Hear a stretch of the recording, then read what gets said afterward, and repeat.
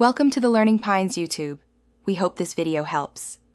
Disconnect power and remove the battery before starting any repair. Gather a small toolkit with a 1.5 Phillips and T5 Torx driver. Use a magnetic parts tray to organize screws and small springs during work. Use a 1.5 Phillips or T5 Torx screwdriver for most console shells.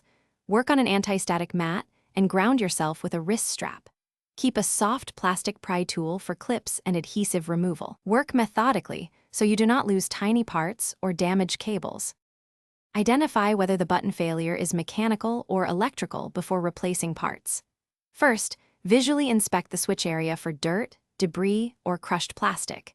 Inspect the switch PCB trace for burns, corrosion, or lifted pads under 5V power. Gently press the button and observe any mechanical obstruction or misalignment in the plastic plunger. Measure continuity with a multimeter across the switch while pressing to confirm open or closed circuits. Check connector cables and flex ribbons for broken traces or partial contacts. Desolder the faulty switch carefully with a solder wick or hot air station.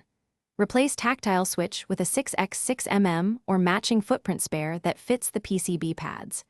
Resolder pads using 2% flux, 0.5 solder, and temperature 350 degrees C to ensure reliable joints.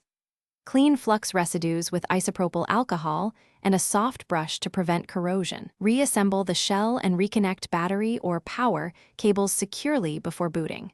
Test with 5V supply and confirm current draw stays under 0.5A to validate repair. Verify button responsiveness through multiple presses and full system power cycles. Thanks for watching. Consider subscribing if we helped you.